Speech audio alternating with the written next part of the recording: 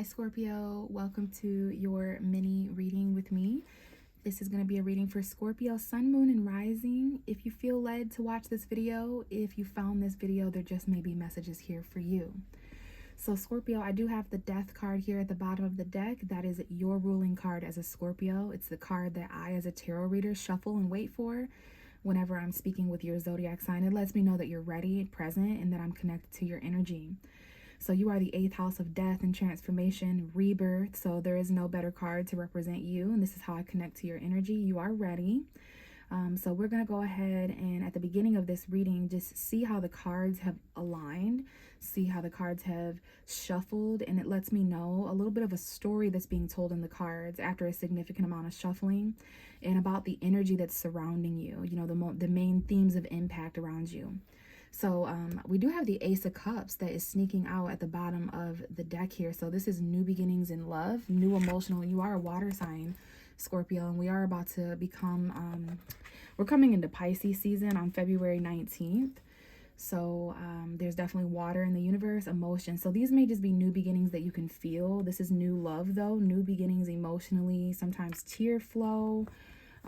You know, feeling something that you haven't felt in a while, but new emotional beginnings, new love, an opportunity to start new. So that may be somewhat of a message, just emotional beginnings that you can feel, starting over in that way. It's really refreshing, emotional fulfillment, love, those kind of energies. And Pisces is your 5th house, so that makes sense.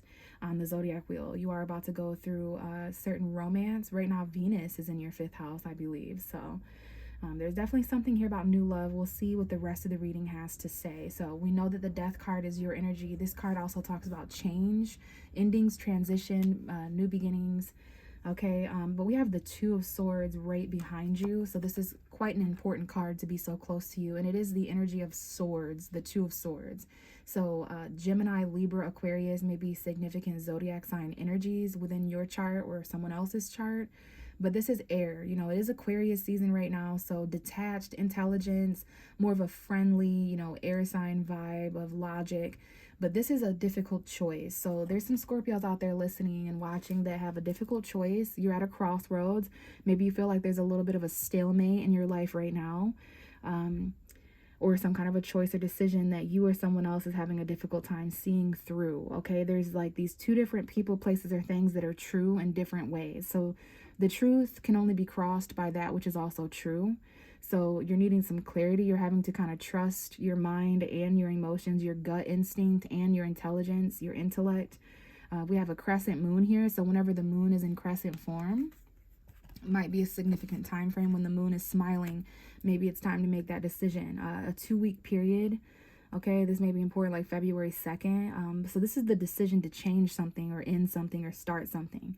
And it might even pertain a Gemini, Libra, Aquarius, or Aquarius season, or your mind detaching, perhaps an ex or communication. Like, yeah, there's a need here to make a very detached, intelligent decision. And we do have Gemini, Libra, Aquarius, specifically Libra and Aquarius. There's a masculine energy showing up here with the King of Swords, but we all have masculine, feminine energies. So this could be ex-husband, ex-wife, ex-boyfriend, ex-girlfriend, just some things that need cleared up in your mind. The decision, there may need to be conversations, but I do feel like this is more of a head thing than a heart thing.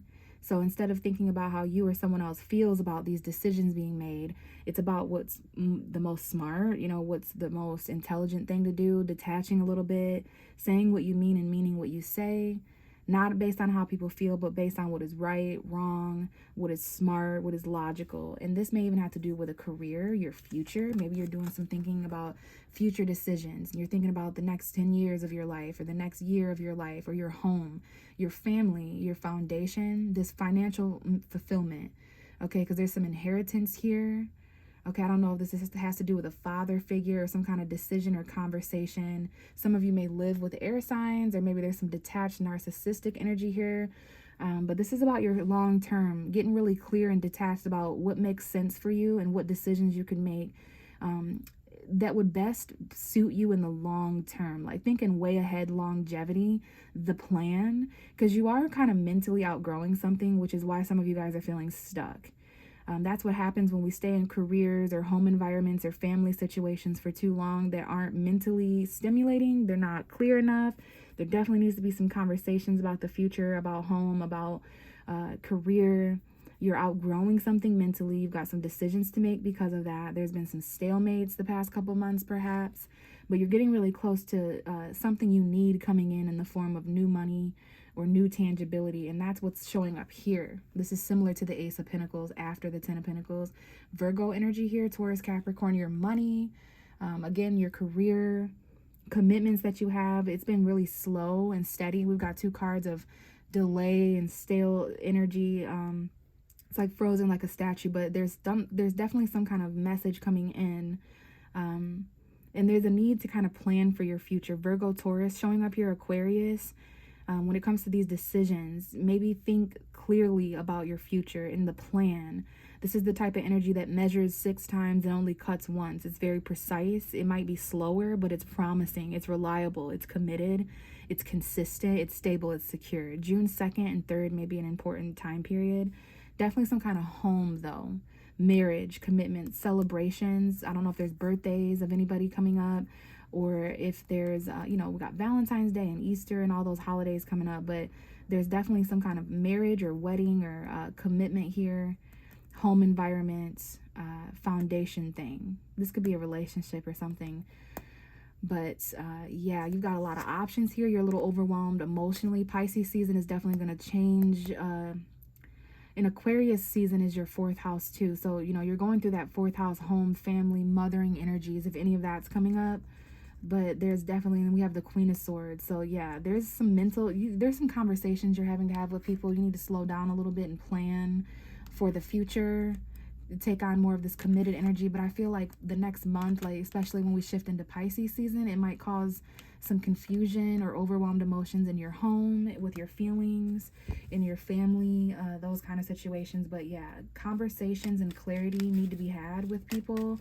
You're detaching a little bit and kind of forming more mental connections with people, because I see the King and the Queen of Swords. So we have the Hierophant coming out with the Queen of Swords in reverse. This is your opposite sign, Taurus, showing up. It represents relationships and what's going to be going on between now and the summertime, like July.